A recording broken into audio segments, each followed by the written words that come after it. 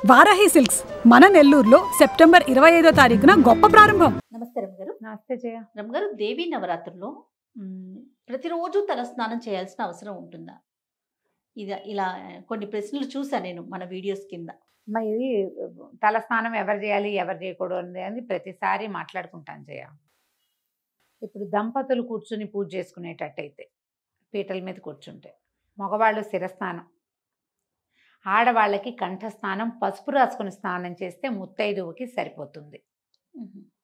మగవాళ్ళు మాత్రం తలస్నానం చేయాలి, ఆడవాళ్ళకి కంఠస్నానం, పసుపు రాసుకోవటం అనేది ఒక సాధారణ నియమం, అది ఉంచుకోవాలి. మొదటి రోజున తలెత్తి పోసుకున్నాం అనుకోండి, మళ్ళీ చివరి రోజు దాకా మీరు తలంటి పోసుకోవాల్సిన అవసరమే లేదు, నెత్తి మీద నీళ్ళు పోసుకోవాల్సిన పని లేదు.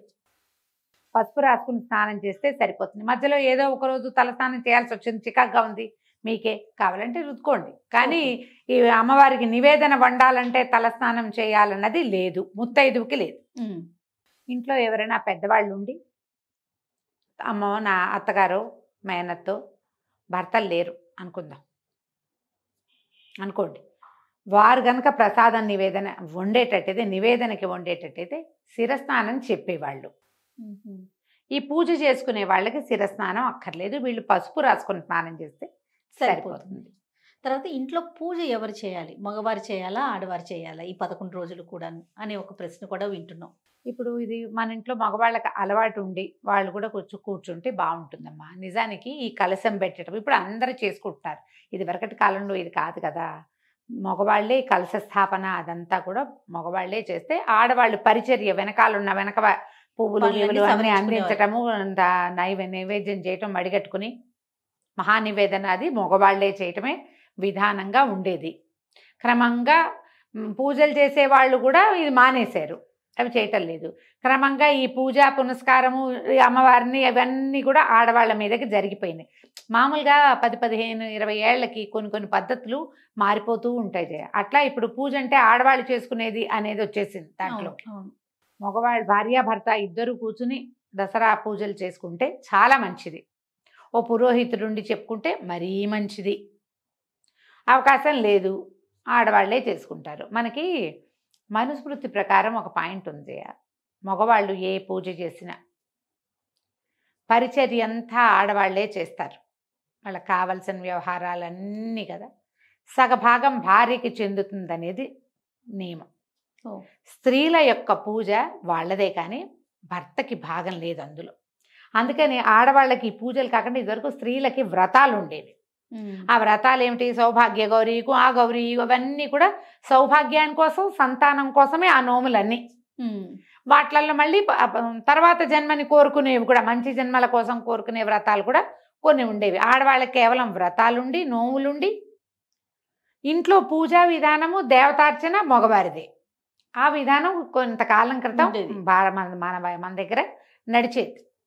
ఇప్పుడు పూజ, వ్రతము, నోము అన్నీ ఆడవాళ్ళకే. ఒట్టి సత్యనారాయణ వ్రతాలు అయితే భర్తలు కూర్చుంటారు, లేకపోతే కూర్చోరు. ఇటీవల ఏమైంది, సోషల్ మీడియా ప్రభావం పెరిగాక వరలక్ష్మి వ్రతానికి కూడా మగవాళ్ళు ఆడవాళ్ళు పక్కపక్కన కూర్చుని పూజలు చేయడం, తోరాలు కట్టుకోవడం చూస్తున్నాము ఇప్పుడు. అసలు ఎవరు ఏం చేయాలంటే మెయిన్ ఇవన్నీ స్త్రీల వ్రతాలన్నీ ఆడాళ్ళవే. పెద్ద పూజ ఇట్లాంటిది ఇంట్లో జరిగే దేవతార్చన మాత్రం మగవాళ్ళు చేయాలనేది పాతకాలపు నియమం. తర్వాత శ్రీరాముడి కళ్యాణం అప్పుడు కూడా పీటల మీద కూర్చుంటారు, సీతా కళ్యాణానికి కూర్చుంటాము, శివ కళ్యాణాన్ని కూర్చుంటాము. ఏదైనా మన పెద్ద పెద్ద అభిషేకాలు, యజ్ఞము, హోమం అలా జరిగేటప్పుడు భార్యలు పక్కన కూర్చుని, భర్త మెయిన్ ఆయన చేస్తే భార్య పక్కన పరిచర్య సహాయం చేయటం, పక్కన కూర్చోటం. ఈ మన అంకురార్పణ చేస్తాం కదా ఈ కళ్యాణాలు, పిల్లల పెళ్ళిళ్ళప్పుడు. తర్వాత ఏమో సీతారామ కళ్యాణాన్ని కూడా అంకురార్పణ చేస్తారు. ఈ దసరాలప్పుడు కూడా తొలి రోజున అంకురారోపణం చేస్తారు. వాటన్నిటికీ భార్యలు పక్కన ఉండాలి, భార్యాభర్త పక్కన పీటల మీద కూర్చొని చేసుకుంటారు. మామూలు వ్రతాలు ఆడవాళ్ళ వ్రతాలు ఆడవాళ్ళు చేసుకోవచ్చు.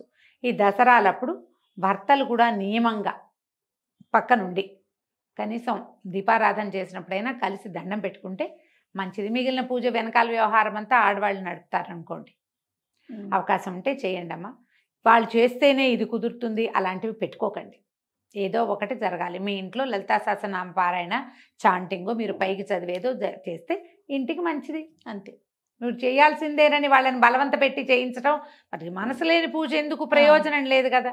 వాళ్ళే ఆలోచించుకుని దిగారనుకో సంతోషం. బాధే లేదు. ఒకవేళ అలా కానప్పుడు మీరైనా చేసుకోండి, ఏం పర్వాలేదు. రైట్.